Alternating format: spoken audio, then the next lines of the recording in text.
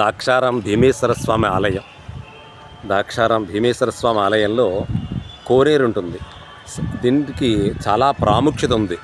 అంటే సప్తనదులు ఇక్కడికి వస్తాయని పూర్వకాలంలో సప్తఋషులు ఇక్కడ స్థానమాచరించినట్టుగా చెప్పబడి ఈ నది మరి ఎందుచేతో అంటే పుష్కరాలు వస్తున్నాయని మరమ్మతులు చేస్తున్నారో ఏంటో కానీ మొత్తం ఈ ఇందులో ఉండే జలాశయంలో ఉండే నీరంతా కూడా ఎండిపోయింది పూర్తిగా. ఎక్కడ పడితే అక్కడ అన్నీ విరిగిపోయి ఉన్నాయి. అలాగే ఆలయంలో భక్తులు ఇవాళ టీవీల్లోనో మాధ్యమాల్లోనో ఏదో ఆరుద్ర నక్షత్రము సోమవారం అని విశేషంగా ప్రచారం చేస్తున్నారు. ఆరుద్ర నక్షత్రం సోమవారము ఇలాంటి మహాశివరాత్రులు అనేకం వచ్చి ఉన్నాయి. గతంలో ఎలక్ట్రానిక్ మీడియా వచ్చింది కాబట్టి విశేషంగా ప్రచారం చేస్తున్నారు. అంటే మనకు వినాయక చవితి వరలక్ష్మి వ్రతం అవి ప్రాముఖ్యత.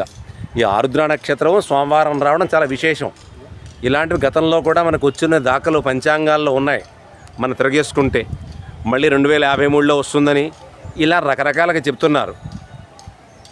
అయితే ఇవన్నీ ఒక ఎత్తు అయితే నేను భక్తులకి విజ్ఞప్తి చేసేది ఏమిటంటే సామాన్య భక్తులు కావచ్చు, విఐపి భక్తులు కావచ్చు, ఆలయంలో ఎక్కడైనా లోపాలు ఉంటే మనం ఖండించాలి.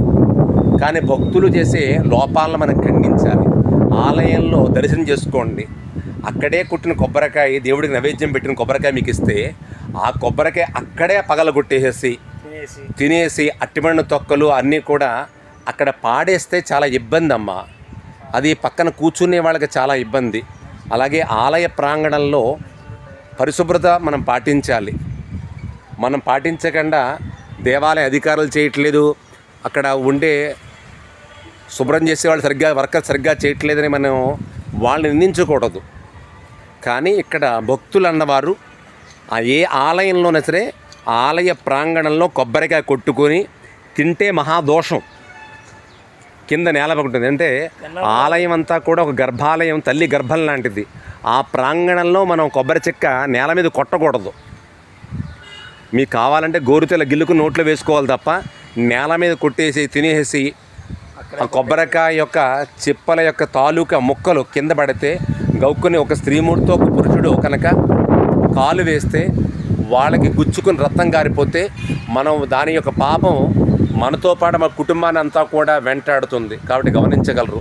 ఇదిగో మనకి ఇది అశ్వత్థ నారాయణ వృక్షంతో పాటు ఉన్న ఇది దత్తాత్రేయ స్వామి ఔదంబ వృక్షం. ఇది దత్తాత్రేయ స్వామి తపస్సు చేసిన పుణ్య ప్రదేశం లాంటి మొక్క ఇది.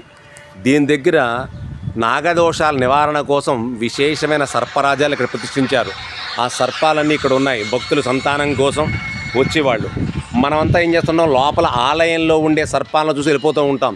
ఇక్కడ సర్ప, సుసర్ప, నాగసర్ప, కాలసర్ప, కర్కోట కాళసర్ప, గుళిక కాళసర్ప, పద్మరాగ కాళసర్ప, అనంత మహాసర్ప దోషాలన్నీ పోవడం కోసం అక్కడ నాగదేవతలు ప్రతిష్ఠించారు. ఒక్కొక్క సర్పానికి ఒక్కొక్క విధమైన ఆకృతి ఉంది. కాబట్టి ఈ సరిపడిన ద్రాక్షారం వచ్చిన వాళ్ళు ఇవన్నీ కూడా చూస్తారని తరిస్తారని కోరుకుంటున్నాను. అలాగే ఆలయంలో ఉండే బుధవారం కదా లక్షవారం నది ఎండిపోయి ఉంది. అదిగో ద్రాక్షారం భీమేశ్వర స్వామి యొక్క ఆలయం యొక్క నమూనా అశ్వత్థ నారాయణ వృక్షము. అదిగో శివలింగం. ఆలయాలను పరిరక్షించుకోవాలి. కాళేశ్వర ఘాట్, కాళేశ్వర స్వామి, ఇగో తులసికోట, ఇగో వనభోజనాలు చేయడానికి ఉన్న వృక్షం, అమలక వృక్షం, తులసి వృక్షం,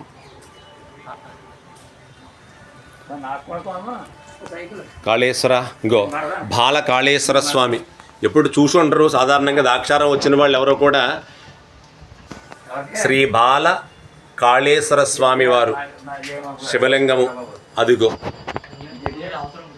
ఇది కోనేరు అవతల ఉంటుంది. అశ్వత్థ నారాయణ వృక్షం దగ్గర నుంచి రావాలి. ఇప్పుడు అనుకోకుండా నీరు లేదు కాబట్టి పక్క నుంచి రావడం జరిగింది. దీనికి రావడానికి రూట్ కూడా ఉంది. అలాగే శ్రీ కాళేశ్వర స్వామి మనకి ఉజ్జయినిలో ఉంది, రాజమండ్రిలో ఉంది, ఇక్కడ కూడా ఉంది. ఈ కాళేశ్వర స్వామి లింగం కూడా బ్రహ్మసూత్రము కలిగింది.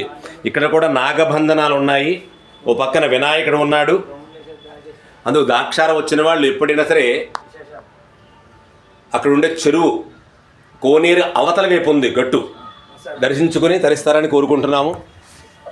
అలాగే ఇక్కడ వేణుగోపాలస్వామి, సంతాన వేణుగోపాలస్వామి కూడా ఉన్నారు. దర్శనం చేసుకుని తరించాల్సిందిగా కోరుతున్నాం. జై శ్రీమన్నారాయణ.